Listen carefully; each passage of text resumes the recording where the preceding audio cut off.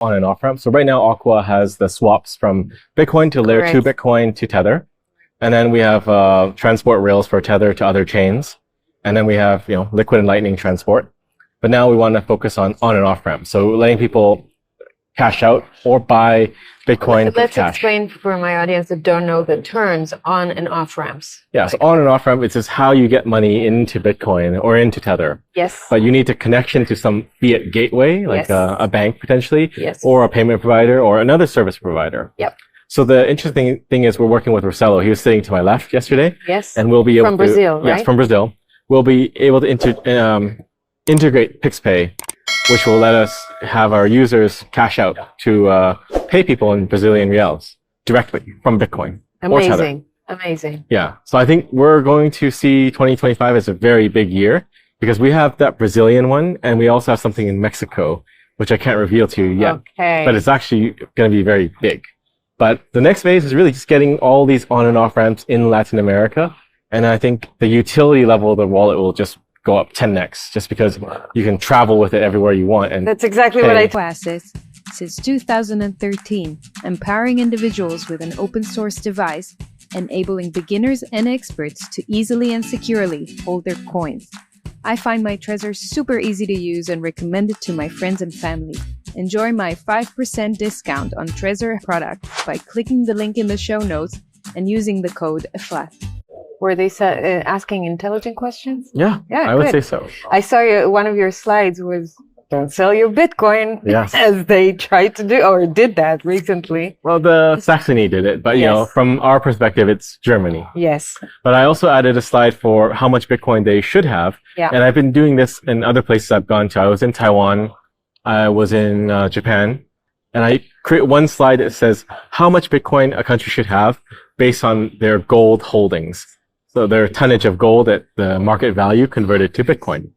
So, like, for example, Germany, I think, was 281,000 Bitcoin. And what's your ratio? Is it like the same? Like the same amount of gold you have, you should have the same? Well, at least I think so. It is so valuable. We need it so much. And that's why I always encourage people in the end of my annoying presentations about CBDCs, it's just, be aware that that's happening. And now your call to action is do something with Bitcoin, onboard people, orange pill, reach out to politicians, do something so that we can at least experience a different reality where we don't have to be all surveilled and controlled in such a dystopian way. Yeah.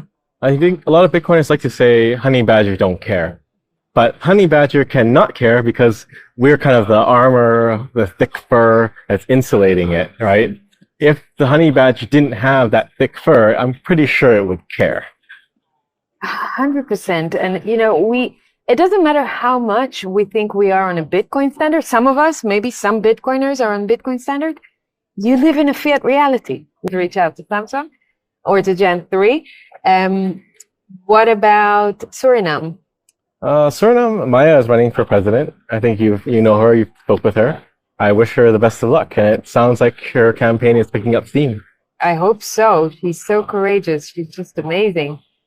And are there any other countries that we should be paying attention to in the coming years?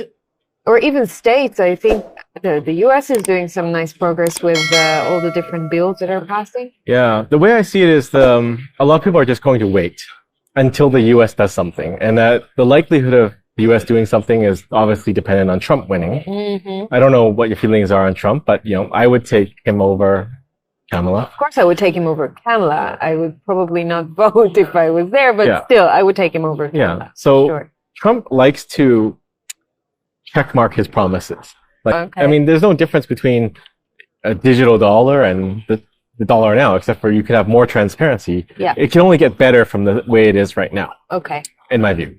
But I don't know if they'll do it the right way or if they'll build privacy in. Just like the panel we spoke yesterday with Rossello. It's like, they rolled out a CBDC in which country was it?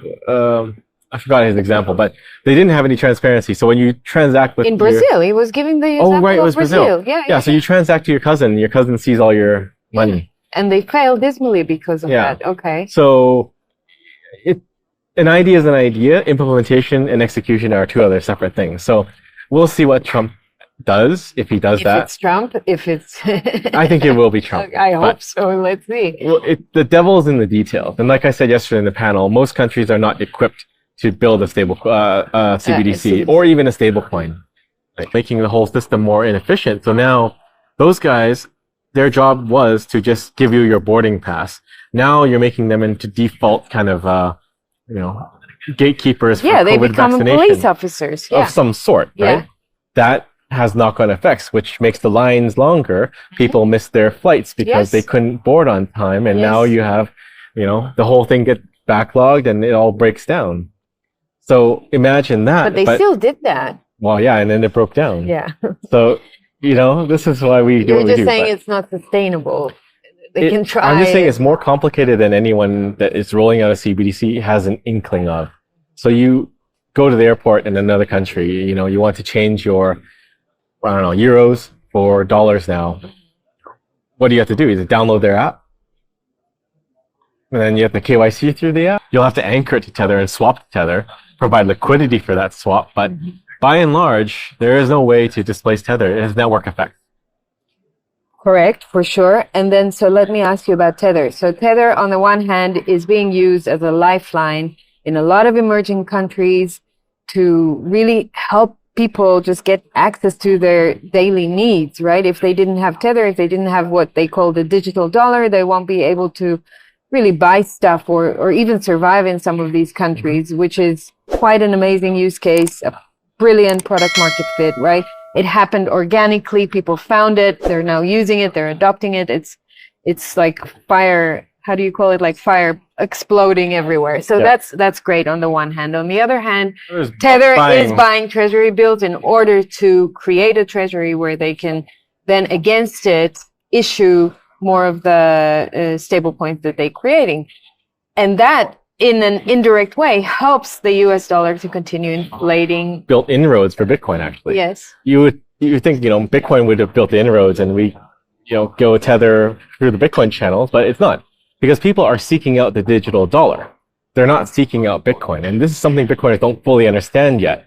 But we do, so we built Aqua. So it's our advantage. But they're seeking out the dollar. They don't even know what Tether is. They just want that digital dollar that is about $1, right? And then they don't have to worry about it. They have other things to do. They have business, they have children, they have their own lives. They shouldn't be worried about, doing all these things. Like even you could look at it as investing your money in the stock market is a defect of the monetary system, because why do you need to invest your money to not lose purchasing power? But back to that example, they just want the dollar and they know Tether now, and we can use that opportunity to introduce them to Bitcoin. That's why we have... As people don't know, every week on Tuesday afternoon, a meetup in Koh Phangan. So if you're in Koh Phangan, if you're in Thailand and you plan to go there, you should go to his meetups. He has people sitting in a cafe and he just answers all the questions. Yeah. No matter how beginner or advanced you are, he will just sit there with you until you understand everything. And he helps people open wallets. He's just amazing, this guy. And he just volunteers from his time to do all that stuff. So such a great guy. I hope to take him with me to Australia next year. There's a conference in March in Sydney. And I want him to meet some really great politicians and people there. Nice. So hopefully we'll open